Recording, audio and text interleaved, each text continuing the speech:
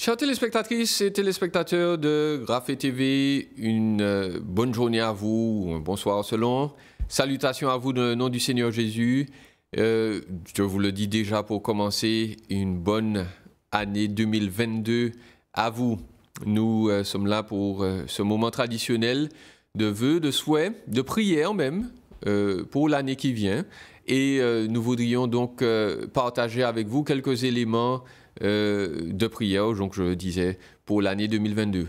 Premièrement, dans ce contexte de pandémie, de crise, nous voudrions prier pour que 2022 soit une année de santé pour tout un chacun en Martinique, que le Seigneur protège tout un chacun du virus, de la crise, des maladies, des éléments difficiles qui vont rendre la vie pénible physiquement. C'est une donnée importante. Je crois effectivement que quand on a la santé, on a déjà un bon atout pour mieux affronter les difficultés de la vie. Eh bien, je voudrais partager avec vous trois éléments spirituels, trois données importantes pour les chrétiens en particulier, qui doivent nous soutenir en particulier donc, pendant cette année 2022. Je voudrais premièrement souhaiter à tout un chacun de comprendre, de réaliser et de vivre pleinement la souveraineté de Dieu. Dans Genèse chapitre 50, à partir du verset 20, il nous est dit « Vous aviez projeté de me faire du mal, mais parce que vous avez fait, Dieu a projeté du bien en vue d'accomplir ce qui se réalise aujourd'hui pour sauver la vie à un peuple nombreux. » L'auteur, là, donc Joseph, explique que par des circonstances difficiles dans sa vie, Dieu a su se glorifier pour sauver sa famille.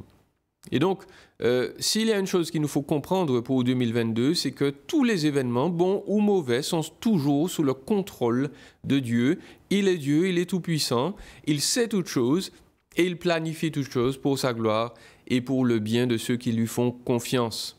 Donc, ça, c'est un sujet d'espérance, un sujet de force et de réconfort.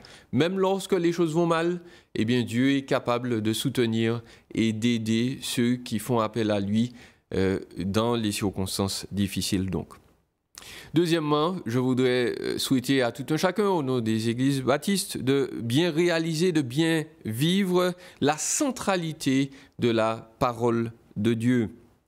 Dans 1 Timothée 4, des versets 1 à 7, et puis dans 2 Timothée, au chapitre 3, tout le chapitre, l'apôtre Paul rappelle, inspiré par l'Esprit, que les chrétiens, déjà de son temps, et particulièrement dans le nôtre, vivaient déjà la fin des temps.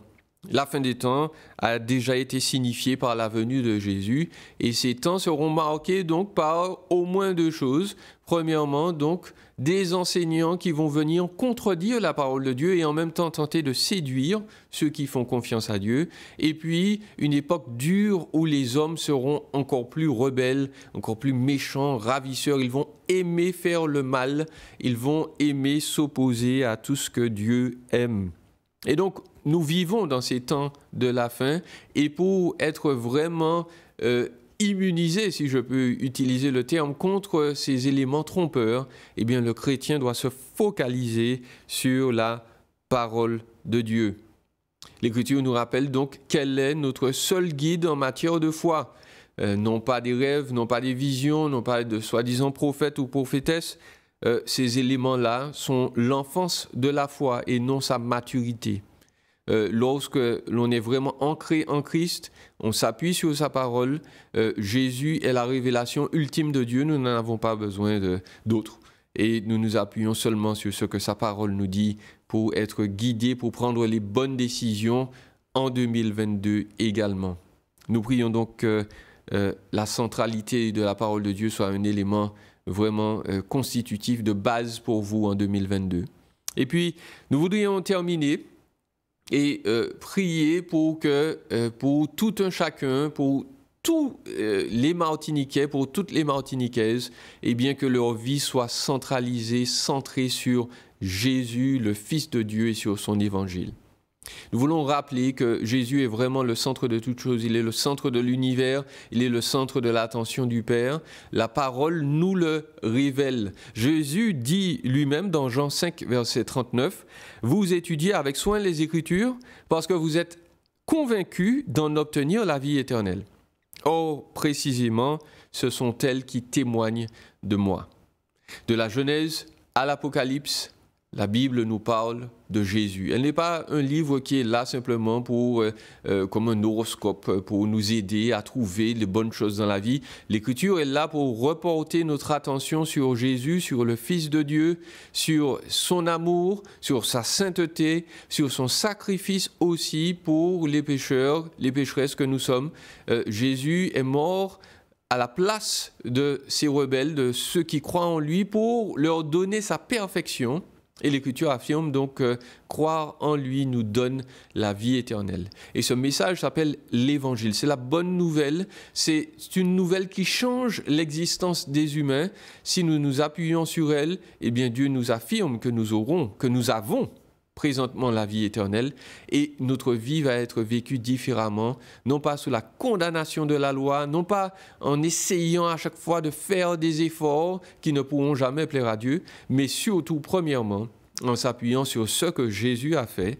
Nous sommes certains de l'amour de Dieu et nous serons nourris, nous serons propulsés par cet amour pour vivre une vie de reconnaissance, d'action de grâce et d'annonce de qui est Jésus, le seul vrai Seigneur, le seul vrai Sauveur. Nous prions donc, voilà, que cette année 2022 soit remplie de cela pour vous, d'une bonne santé, de la parole de Dieu, que vraiment ce soit quelque chose de central pour vous, que la souveraineté de Dieu aussi soit toujours quelque chose que vous avez à l'esprit. Et puis également, nous prions que Jésus, que le message de l'Évangile soit un pilier pour vous pendant cette année 2022. Que le Seigneur vous encourage, vous bénisse et une nouvelle fois, une bonne année 2022 à vous tous et à vous toutes.